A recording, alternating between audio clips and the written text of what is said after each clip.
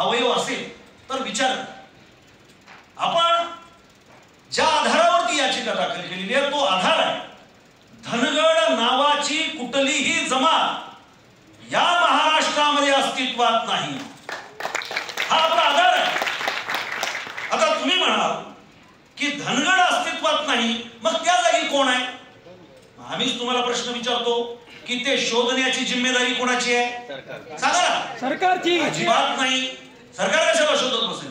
ती शोधण्याची जिम्मेदारी जी आहे ती केवळ संविधानाची आहे, केवळ कोर्टाची आहे. आणि म्हणूनच तुम्हाला सांगतो, जर याचिका पडली नसती तर धनगडच तिथून उडवण्याचे षडयंत्र चालू होतं. धनगड जर उडाला असता, अधिकारी मंडळी या ठिकाणी बसलेले आहेत, त्यांनाही माझा प्रश्न आहे, आपला धनगडच त्यांनी उडवला असता तिथून, कारण तो अधिकार राष्ट्रपतीला आहे. म्हणजे डिलेशन करू शकतात तिथून ते एक्सक्लूड करू शकतात. ते जर केलं असतं तर तुम्ही आंदोलन कुणाच्या विरोधात केलं असतं? आणि म्हणून जो धनगड तिथं टिकून आहे तो केवळ आपण याचिका दाखल केल्यामुळे आहे, हे जर आपण लक्षात घ्या. मी काही बोलतोय आणि लगेच आपण त्या ह्याच्यात टाकतो. आलं का लक्षात? दुसरं ते बोलता बोलता काय म्हणले की नाही याचिका जर दाखल केली नसती तर मग सरकारकडे आपल्याला भांडता येत होतं. अरे भारतामध्ये एकही केस अशी नाही एससी आणि एसटीची की सरकार सोबत भांडून त्यांना आरक्षण मिळालेलं आहे. ज्यांनी आरक्षण मिळवलेली आहेत त्यांनी कोर्टातून मिळवलेली आहे. आणि तुम्ही काय सांगता कोर्टात हरलं म्हणून? अरे ओरिसाची केस घ्या तुम्ही.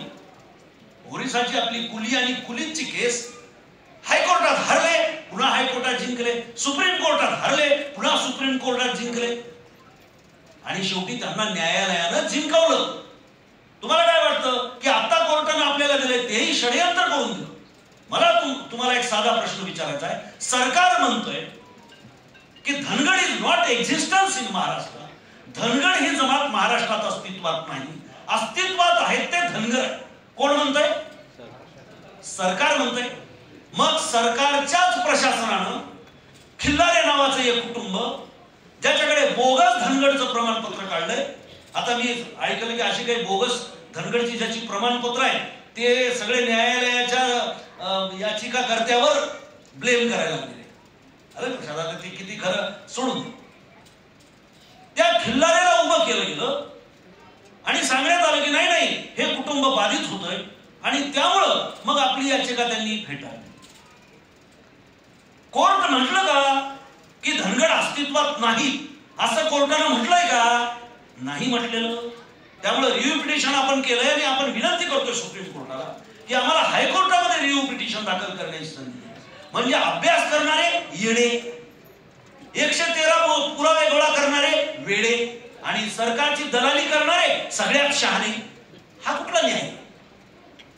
अरे आज जी पोरं आपली बोलतायत, धनगर दाखवा म्हणताय, अस्तित्वहीन जमातीला तुम्ही जर आरक्षण देताय तर राष्ट्रपतीने ते दिलं कसं असा आमचा प्रश्न आहे. त्या प्रश्नाला सरकार घाबरतंय.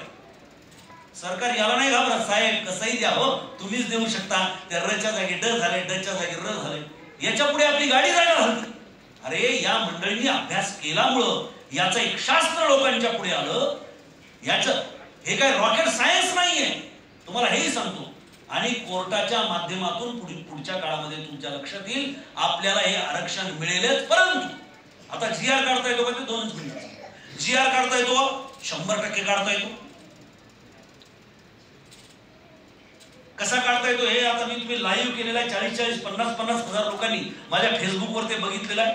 त्याच्या आधीचा माझा प्रश्न असा होता, 2014 मध्ये त्यावेळेचे विरोधी पक्षनेते होते, प्रदेशाध्यक्ष होते, त्यांनी केलेलं भाषण आम्ही ऐकलेलं आहे म्हणून आम्हाला राग येतो. मी विरोधी पक्षातला म्हणून येत नाही. ते भाषण आम्ही ऐकलं. कपाळाला भंडारा लावून तुम्ही म्हणाला की मी लॉयर आहे, मी वकील आहे, तुमचा प्रश्नाचा मी अभ्यास केलेला आहे, तुमचा तो अधिकार आहे, तुमची लढाई संविधानिक हक्काची लढाई आहे आणि मी सोबत आहे. तुमच्या मताचं दान आम्हाला द्या, आम्हाला सत्तेत पाठवा. पहिल्या कॅबिनेट मध्ये आम्ही तुमच्या आरक्षणाची प्रमाणपत्र देतो. आता आतापर्यंत शरद पवार म्हणले होते का असं नावच घेऊन चला, आता तुम्ही राजकारणच करताय ना, आम्ही राजकारण. शरद पवार पुढे येऊन कधी म्हणले होते का हातवर करून सांगा कोणी? विलासराव देशमुख म्हणले होते का? उद्धव ठाकरे म्हणले होते का? हा जर इतका दिवटा शहाणा होता, स्वतःला वकील म्हणतोय, कायद्याचा अभ्यासक म्हणतोय, आणि ज्याच्यामुळे आमची मतं घेतली, आजपर्यंत इतकं आम्ही गॅदर्ड मतदान केलेलं नव्हतं. आम्ही नेहमी स्कॅटर्ड मतदान केलेलं आहे. एवढं गॅदर्ड मतदान केलं, त्याच्यामुळे 2014ला तुम्ही सत्तेत आलात, मुख्यमंत्री झालात. आता तुम्ही काय म्हणताय? आम्हाला हे करता येत नाही, अशा पद्धतीनं देता येत नाही, GR काढता येत नाही. अरे याच्या संदर्भातल्या केसेस आम्ही दिल्या. तुम्हाला हे करता येऊ शकतं. कोर्टाचे आदेश आहेत, संविधानाच्या अधिकारामध्ये तुम्ही GR काढू शकता. या सगळ्या गोष्टी या मुख्यमंत्र्यांच्या पुढे याच पोरांनी, तरुण सगळ्या पोरांनी बोलल्या. परंतु यांच्या ओठात एक आहे आणि पोटात एक आहे. याचं कारण आरक्षण विरोधीच हे सरकार आहे. हे सरकार आरक्षण विरोधी आहे. बंच ऑफ थॉट हे यांचं संविधान आहे गोळवलकरांचं. आणि त्यामुळे तुमच्याच आरक्षणाचे नाही, सगळ्याच आरक्षणाचे हे विरोधातले लोक आहेत. यांना चातुर्वर्ण्य निर्माण करायचा. ज्या पद्धतीनं आपल्या होळकरांच्या हत्या यांनी केल्या, ज्या पद्धतीनं होळकरशाही नष्ट करण्याचा प्रयत्न केला, ज्या पद्धतीनं छत्रपती शिवाजी महाराजांचा राज्याभिषेक यांनी होऊ दिला नाही, ज्या पद्धतीनं विठोजी होळकरांची शनिवार वाड्यापुढे हत्तीच्या पायाखाली देऊन यांनी हत्या केली. अरे माझ्या अंगात रक्त त्यांचं आहे म्हणून मी यांच्या बाजूने जाऊ शकत नाही. हे संविधानाच्या विरोधात आहे, हे आरक्षणाच्या विरोधात आहे, आणि म्हणून मी यांच्या बाजूने जात नाही.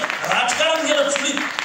विचारधारेवर आधारित राजकारण आम्ही करतो. आम्ही कुणाच्याही मागे लागत नाही आणि सत्तेचे आम्ही गुलाम नाही आहोत, कारण आम्ही होळकरांचे वारसदार आहोत. हे आपल्याला सांगता आलं पाहिजे. त्यामुळं मला हे सगळं हे बोलावं लागलं. कुणी येणार इथं का तुमच्या इथं भेजा नाही, तुम्ही विचार करू शकत नाही आणि लगेच मार्गदर्शन आपल्याला करणार, आपल्यालाच नावं ठेवायला लागणार. आपल्या धडावर आपलं मुंडकं नाही. 75 वर्षामध्ये आपल्या धडावर आपलं मुंडकं फुटत नसतं. तर मग कशाला एकत्रित यायचंय? कशाला अधिवेशन भरवायच्या? कशाला लढाया करायच्या? कशाला आमच्या पोरांनी आत्महत्या करायच्या? कशाला पोरं 16-16 दिवस त्या ठिकाणी आपली भूक मारतायत, आयुष्याचे आजार घेतायत, आणि तुम्ही इथं छानपैकी सांगायचं की हे मिळू शकत नाही कारण काय याचिका घेतली म्हणून. एका वाक्यात आपण टाळ्या वाजवायच्या, डोक्यामध्ये ते घेऊन जायचं. हे पुस्तक लिहिलंय, वाचा. नुसत्या बोलण्यानं होत नाही, पुरावे द्यावे लागतात. हे पुस्तक लिहिलेलं आहे, हे पुस्तक आपण प्रत्येकानं वाचावं अशी या ठिकाणी मी आपणास आग्रहाची विनंती करतो. थोडस मी बोलताना बोललो असेल, परंतु तरी मी माझी लेवल ठेवत असतो है ना. मी तर भाषा आणि साहित्य शिकवतो 25 वर्षापासून. मी जर लेवल सोडली तर माझ्या इतकी लेवल महाराष्ट्रात कुणाला सोडता येईल, कारण भाषा कशी वाकवतात हे मला चांगल्या पद्धतीने माहिती आहे. धन्यवाद. धन्यवाद. याच्यानंतर आपल्याला आता सरांनी सांगितलं की